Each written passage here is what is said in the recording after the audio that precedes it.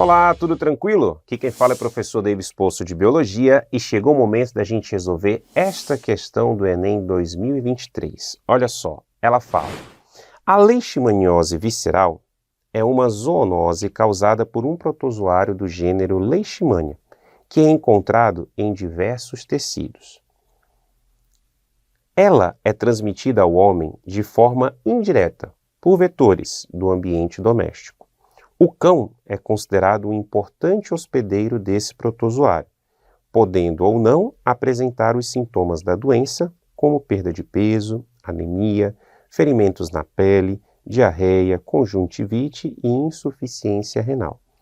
Em uma região que sofre com alta incidência dessa doença, uma campanha do Centro de Zoonoses buscou verificar a presença desse protozoário nos cães para tentar controlar a doença.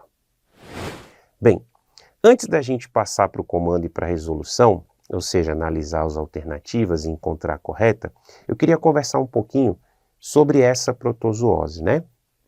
A gente está diante de uma protozoose chamada de leishmaniose visceral, também conhecida pelo nome de calazar, né? Aqui nós estamos diante de uma doença, como o próprio texto fala, de uma doença em que nós temos o chamado ciclo dixênico ou digenético, né? Que é aquele ciclo que a gente tem a presença de dois hospedeiros. No caso, se você for analisar, a gente tem a presença aí do mosquito e os humanos, tá? Ou o mosquito e o cão, tranquilo? Onde o protozoário, ele tem uma parte do seu ciclo reprodutivo no mamífero, que é a sua forma sexuada de reprodução, e tem outra parte do seu ciclo reprodutivo acontecendo no mosquito, que no caso é a parte ou a fase do ciclo que é assexuada, tá?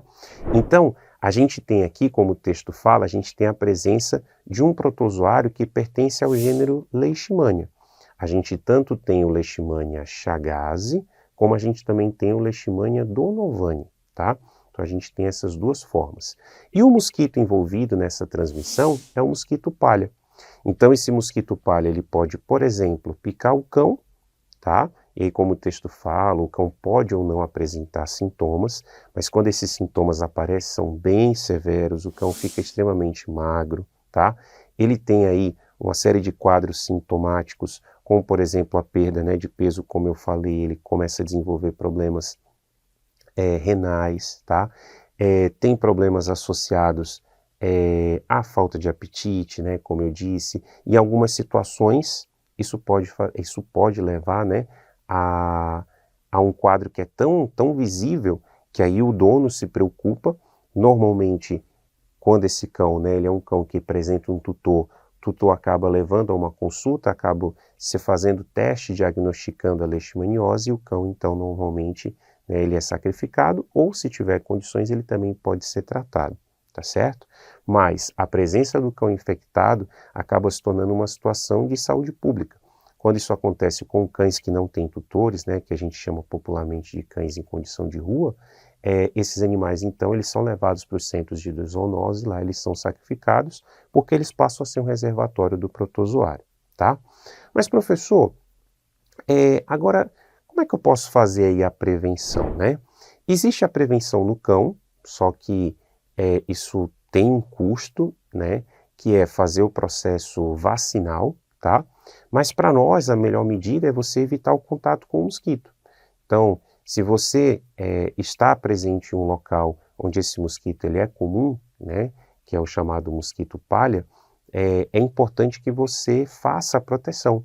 Então, use telas, tá, nas suas casas, na sua casa, faça uso de repelente, que é bastante importante para evitar a picada do mosquito, porque ele pode estar contaminado com o protozoário, tá? Lembrando que esse protozoário, ele é um protozoário flagelado, tá certo? Bem, aí agora vamos para o comando, olha só.